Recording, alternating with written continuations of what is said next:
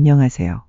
오늘은 우리 삶에서 참 쉽지 않은 이야기, 그렇지만 꼭 한 번은 짚고 넘어가야 할 며느리와의 고부 갈등에 대해 함께 나눠보려고 해요. 살다 보면 말하지 않아도 쌓이는 마음, 그리고 말로는 다 표현되지 않는 복잡한 감정들. 그 속에 담긴 어머님의 마음, 제가 조금은 같이 들여다보고 싶었습니다. 이 시간만큼은 편안하게 들어주세요. 첫 번째, 고부 갈등은 왜 생기는가? 고부 갈등이 왜 생기는 걸까요? 참 오랫동안 우리 사회 안에서 반복되어 온 일이기도 하죠. 누구의 잘못이라기보다는 서로의 다름에서 시작되는 것 같아요. 세대가 다르고 살아온 방식도 다르고 기대하는 모습도 다르다 보니 자연스럽게 어긋날 수밖에 없는 부분이 있는 거예요. 어머님도 그러셨을 거예요. 나는 최선을 다했는데 왜 저 아이는 날 멀리하지? 그런 생각이 드신 적 있지 않으셨어요? 그 마음 이해해요. 정말로요. 그런데 요즘 며느리들은요, 자신만의 삶, 자신의 목소리를 아주 중요하게 생각해요. 그게 무례하다거나 철없는 게 아니라 그냥 그 아이들의 세대가 그렇다는 거죠. 에리카 종이 이런 말을 했답니다. 세대 간의 갈등은 변화를 이해하지 못할 때 생긴다. 다름을 틀림으로 여기기보단 얘는 나와 다르구나. 그렇게 한 걸음 물러서 보는 게 갈등의 첫 단추를 다시 꿰는 방법이 될 수 있어요. 두 번째, 우리가 느끼는 감정, 그리고 그 이면. 어머님, 혹시 이런 말 해보신 적 있으세요? 나는 진짜 잘해줬다고 생각했는데 왜 며느리는 나를 싫어할까? 그 안에는요, 외로움이 숨어 있는 거예요. 사랑을 주고 애정을 건넸는데 그만큼의 표현이 돌아오지 않으면 섭섭하고 상처받는 건 당연한 일이에요. 그런데 그 감정 억지로 누르지 마세요. 억울한 것도 맞고 서운한 것도 맞아요. 그 마음을 먼저 나 자신이 알아줘야 해요. 칼 융 박사는 이렇게 말했어요. 타인을 이해하기 전에 먼저 내 감정을 이해하라. 내가 진짜 원하는 게 무엇인지, 내가 기대했던 건 무엇인지. 한 번쯤 조용히 스스로에게 물어보는 것도 꼭 필요하답니다.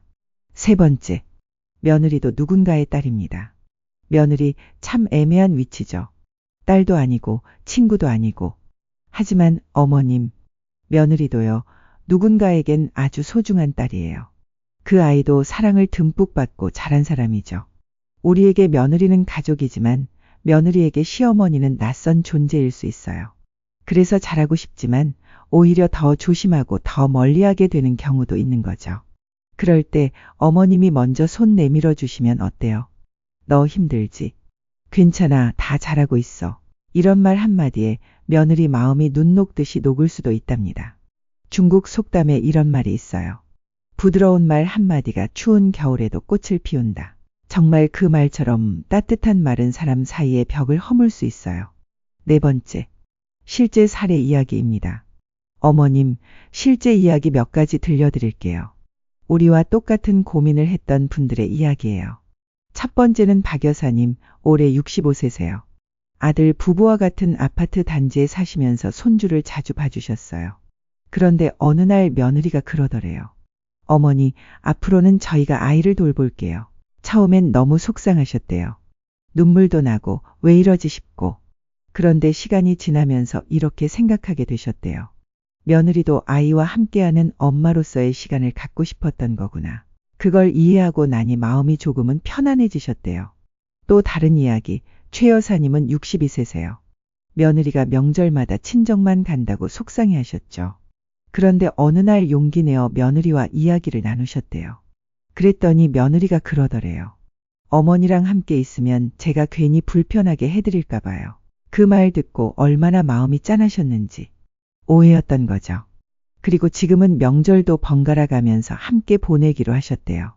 어머님, 대화만이 해답일 때가 있어요. 그리고 그 대화의 시작은 늘 마음의 문이거든요. 다섯 번째, 고부관계, 이해에서 사랑으로. 고부관계, 어떻게 하면 좀 더 나아질 수 있을까요? 정답은 없지만요. 하나는 분명해요. 이해가 먼저라는 것. 톨스토이도 말했어요. 사랑은 이해에서 비롯된다. 우리가 기대하는 표현 방식과 며느리가 표현하는 방식이 다를 수 있어요. 하지만 그 다름을 탓하기보다 저 아이는 저렇게 표현하는구나 라고 생각하면 마음이 조금은 편해져요. 그리고 때로는요, 침묵이 사랑일 때도 있어요. 조용히 지켜봐주고 기다려주는 것. 그게 오히려 며느리에게는 큰 위로일 수도 있답니다. 어머님, 오늘 이야기 어떠셨어요? 며느리와의 관계 참 쉽지 않죠. 감정도 복잡하고 표현도 어렵고. 하지만 우리가 조금만 마음을 열면 의외로 가까워질 수 있는 관계이기도 해요. 변화는 큰 게 아니에요. 인사 한마디, 미소 한 번, 따뜻한 밥 한 그릇. 어머님이 먼저 그렇게 해주신다면 며느리도 언젠가는 그 따뜻함을 느끼고 돌아올 거예요. 사람과 사람 사이엔 마음의 문이 하나씩 있어요. 그 문은 강요가 아니라 따뜻함으로 열 수 있어요. 오늘 제 이야기가 어머님의 마음에 작은 위로가 되었기를 바랍니다. 함께 해주셔서 감사해요.